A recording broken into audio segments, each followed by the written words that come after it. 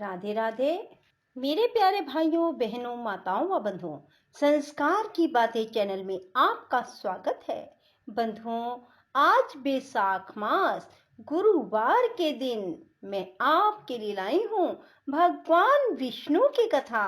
बंधुओं, गुरुवार के दिन भगवान विष्णु की कथा सुनने मात्र से भगवान विष्णु अति प्रसन्न होते हैं और अपने भक्तों की मनोवांछित इच्छाएं पूरी करते हैं। बंधुओं, पूर्ण विश्वास सच्ची निष्ठा के साथ ही यदि कथा को सुना जाए तभी आपको कथा सुनने के पूर्ण फल की प्राप्ति होगी। बंधुओं, यदि आपने हमारे चैनल को अब तक सब्सक्राइब नहीं किया तो जरूर करें और बेल आइकन दबाना ना भूलें ताकि आपको हमारी आने वाली सभी वीडियोस की जानकारी सबसे पहले हो सके। बंधुओं, वीडियो को पूरी सुनने के बाद कमेंट बॉक्स में जय विष्णु भगवान जरूर लिखें। बोलो विष्णु भगवान की जय हो। श्री भगवान बोले, कुंती नंदन, प्राचीन समय की बात है। सतयुग में मुर नामक दानव रहता था। वह बड़ा ही अद्भुत, अत्यंत रुद्र, संपूर्ण देवताओं के लिए भयंकर था। उस काल रूपधारी दुरात्मा महासुर ने इंद्र को भी जीत लिया था। संपूर्ण देवता उससे परास्त होकर स्वर्ग से निकाले जा चुके थे और शंकित तथा भयभीत होकर पृथ्वी पर विचरा करते थे। एक दिन सब देवता महादेव जी के पास गए। वहां इंद्र ने भगवान शिव के आगे सारा हाल कह सुनाया। इंद्र बोले, महेश्वर, ये देवता स्वर्ग लोक से भ्रष्ट होकर पृथ्वी पर विचर रहे हैं। मनुष्यों में रहकर इनकी शोभा नहीं होती। देव, कोई उपाय बताइए। देवता किसका सहारा ले? महादेव जी ने कहा, देवराज, जहाँ सबको शरण देने वाले, सबकी रक्षा में तत्पर रहने वाले जगत के स्वामी भगवान गरुड़ध्वज विराजमान हैं, वहां जाओ, वे तुम लोगों की रक्षा करेंगे। भगवान श्री कृष्ण कहते हैं, युधिष्ठिर, महादेव जी की बात सुनकर परम बुद्धिमान देवराज इंद्र संपूर्ण देवताओं के साथ वहां गए। भगवान गदाधर क्षीर सागर के जल में सो रहे थे। उनका दर्शन करके इंद्र ने हाथ जोड़कर स्तुति आरंभ की। इंद्र बोले, देव देवेश्वर, आपको नमस्कार है। देवता और दानव दोनों ही आपकी वंदना करते हैं। पुंडरीकाक्ष, आप दैत्यों के शत्रु हैं। मधुसूदन, हम लोगों की रक्षा कीजिए। जगन्नाथ, संपूर्ण देवता मोर नामक दानव से भयभीत होकर आपकी शरण में आए हैं। भक्तवत्सल, हमें बचाइए। देव देवेश्वर, हमें बचाइए। जनार्दन, हमारी रक्षा कीजिए, रक्षा कीजिए। दानवों का विनाश करने वाले कमल नयन, हमारी रक्षा कीजिए।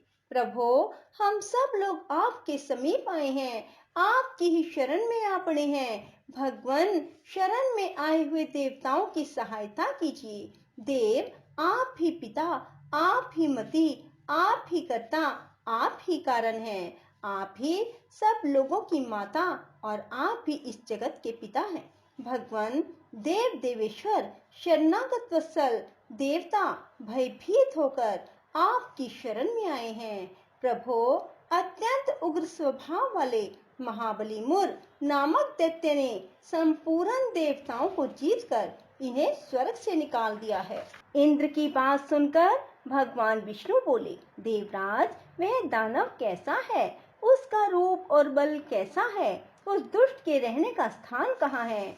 इंद्र बोले, देवेश्वर, पूर्व काल में ब्रह्मा जी के वंश में तालझंग नामक एक महान असुर उत्पन्न हुआ था, जो अत्यंत भयंकर था। उसका पुत्र मुर दानव के नाम से विख्यात हुआ। वह भी अत्यंत उत्कट, महापराक्रमी और देवताओं के लिए भयंकर है।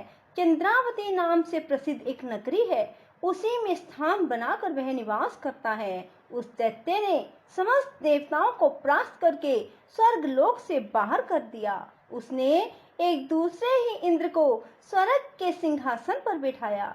अग्नि, चंद्रमा, सूर्य, वायु, वरुण भी उसने दूसरे ही बनाए। जनार्दन, मैं सच्ची बात बता रहा हूँ, उसने सब कोई दूसरे ही कर लिए। देवताओं को तो उसने प्रत्येक स्थान से वंचित कर दिया। इंद्र का कथन सुनकर भगवान जनार्दन को बड़ा क्रोध हुआ। वे देवताओं को साथ लेकर चंद्रावतीपुरी में गए।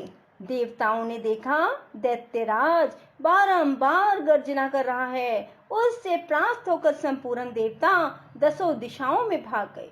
अब वह दानव भगवान विष्णु को देखकर बोला, खड़ा रहे, खड़ा रहे। उसकी ललकार सुनकर भगवान के नेत्र क्रोध से लाल हो गए।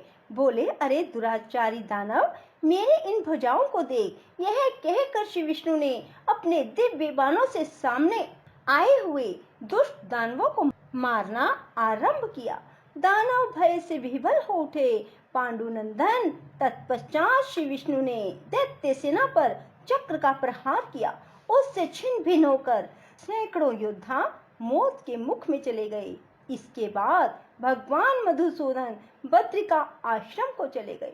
वहां सिंहावती नाम की गुफा थी जो 12 योजन लंबी थी।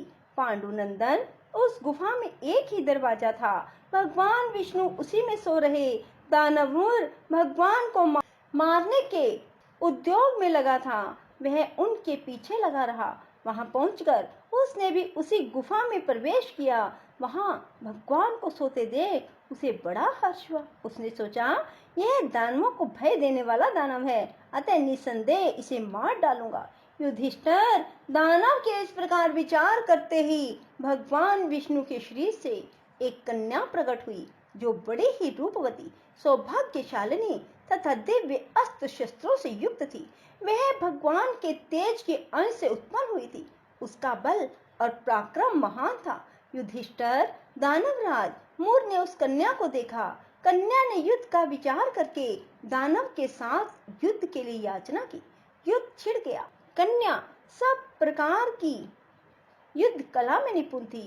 वह मूर नामक महान असुर, उसके हुंकार मात्र से राख का ढेर हो गया। दानव के मारे जाने पर भगवान जाग उठे। उन्होंने दानव को धरती पर पड़ा देखा। पूछा, मेरा यह शत्रु अत्यंत उग्र और भयंकर था, किसने इसका वध किया? कन्या बोली, स्वामीन, आप ही के प्रसाद से मैंने इस महादैत्य का वध किया। श्री भगवान ने कहा, कल्याणी, तुम्हारे इस कर्म से तीनों लोकों के मुनि और देवता आनंदित हुए हैं। अतः तुम्हारे मन में जैसी रुचि हो उसके अनुसार मुझसे वर मांगो। देव दुर्लभ होने पर भी वह वर मैं तुम्हें दूंगा, इसमें तनिक भी संदेह नहीं। वह कन्या साक्षात एकादशी थी। उसने कहा, प्रभो, यदि आप प्रसन्न हैं तो मैं आपकी कृपा से सब तीर्थों में प्रधान, समस्त विघ्नों का नाश करने वाली, सब प्रकार की सिद्धि देने वाली हूँ। जनार्दन, जो लोग आप में भक्ति रखते हुए मेरे दिन को उपवास करेंगे उन्हें सब प्रकार की सिद्धि प्राप्त हो। माधव, जो लोग उपवास, नक्त अथवा एक भुक्त करके मेरे व्रत का पालन करें उन्हें आप धन, धर्म और मोक्ष प्रदान कीजिए। श्री विष्णु बोले, कल्याणी, तुम जो कुछ कहती हो वह सब पूर्ण होगा। भगवान श्री कहते हैं, युधिष्ठिर, ऐसा वर पाकर महाव्रता एकादशी प्रसन्न हुई। दोनों पक्षों की एकादशी समान रूप से कल्याण करने वाली है। इसमें शुक्ल और कृष्ण का भेद नहीं करना चाहिए। यदि उदय काल में थोड़ी सी एकादशी, मध्य में पूरी द्वादशी और अंत में किंचित त्रयोदशी हो तो वह त्रिस्पर्शा एकादशी कहलाती है। वह भगवान को बहुत ही प्रिय है। यदि एक त्रिस्पर्शा एकादशी को उपवास कर लिया जाए तो 1 सहस्त्र एकादशी व्रतों का फल प्राप्त होता है। इसी प्रकार द्वादशी में पारण करने पर सहस्त्र गुना फल माना जाता है। अष्टमी, एकादशी, षष्ठी, तृतीया, चतुर्दशी यदि पूर्व तिथि से विद्ध हों तो उसमें व्रत नहीं करना चाहिए। परिवर्तनीय तिथि से युक्त होने पर इसमें उपवास का विधान है।